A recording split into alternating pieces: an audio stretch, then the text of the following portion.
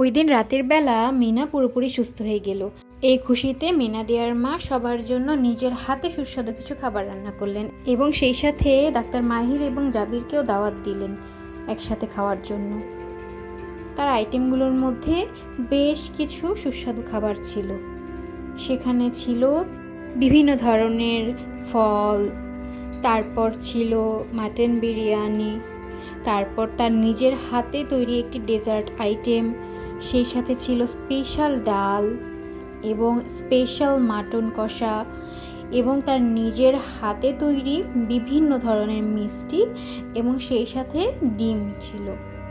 সবাই তো খাবার দেখে ভীষণ খুশি হয়ে গিয়েছিল, কিন্তু মিনা খুশি ছিল না, কারণ সে বুঝতে পারছিল তার মা নিশ্চয়ই কিছু একটা বলার জন্য সবাইকে ডেকেছে। মিনার মনে নানান ধরনের চিন্তা কাজ করছিল।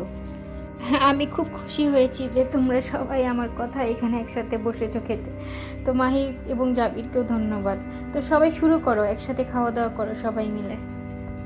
আমি আগে মাটন খাবো, না আমি মিষ্টি খাবো, না না আমি ডেজার্ট খাবো। মা আমাকে একটু ডেজার্ট দাও না।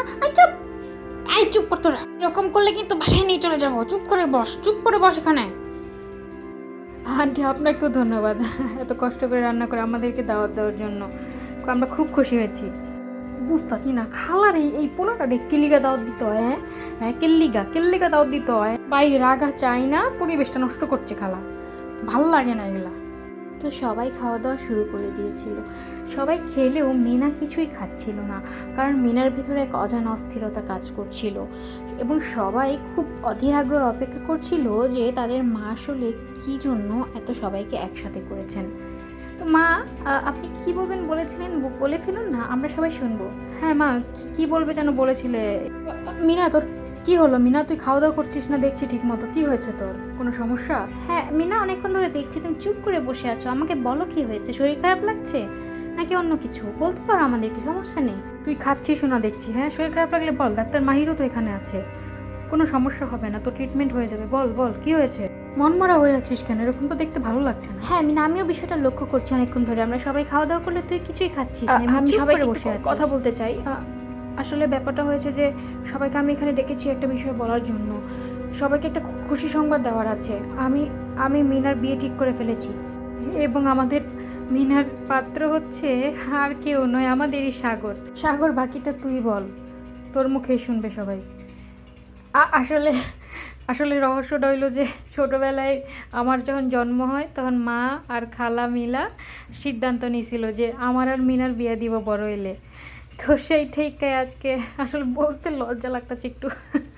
কি ব্যাপার ডাক্তার মাই, মন খারাপ কেন? হ্যাঁ, কী সমস্যা? ভালো লাগতেছে না শুনা? তো খালা সেই থেকে ঠিক করে রাখছে যখন, তখন আমি আর না করুম কেমনে? এর লেগে আমি বিদেশ থেকে আইছি বিয়ে করার লাগে মিনারে। তো সব প্রিপারেশন নিয়েই আছি। কি ব্যাপার? মিনার বিয়ের খবরটা শুনে আমার এমন লাগছে কেন? আমার তো ভালো লাগার কথা। হ্যাঁ, এটা তো একটা খুশি সংবাদ। হ্যাঁ, আমার ভিতরে কি আমি কি খারাপ হয়ে গেলাম নাকি কোনোভাবে? হ্যাঁ, কী হয়েছে ডাক্তার মাহির আপনার? চেহারার দিকে তো তাকানো যাইতেছে না। কোনো সমস্যা আমারে কইতে পারেন? কোনো সমস্যা হইলে আমারে কন, আমি আপনার বাইর মতো। হ্যাঁ, কথাও কয় না দেখি, চুপ হয়ে গেলো কেমনে? বোবা হয়ে গেলো নাকি রে? বুঝলাম না তো। মিনা, তুই চুপ করে আছিস কেন মা? তুই তুই তুই যা, তুই বল, কিছু বল, তোর মতামত দে। সবাই তোর কথা শোনার জন্য অপেক্ষায় আছে এবার। মিনা কিছুই বলছে না, চুপ করে বসে আছে। ওকে দেখে মনে হচ্ছে যেন একটি মেয়ে মূর্তি বসে আছে। মিনা, মিনা তুই বল, তুই বল। তুই যদি রাজি না থাকিস তাও বল, কোনো সমস্যা নেই। তুই যেটা বলবি সেটাই হবে। হ্যাঁ মিনা, কেউ তো তোমাকে জোরাজোরি করছে না, তুমি তোমার সিদ্ধান্ত জানাবে। হ্যাঁ মিনা, তুই বল, তুই কী চাস, তোর মতামতই সব। বন্ধুরা, আমার ভিডিওটি ভালো লেগে থাকলে প্লিজ একটি লাইক করে চ্যানেলটি সাবস্ক্রাইব করে দাও এবং বেল আইকনে প্রেস করে পাশে থাকো সব সময়।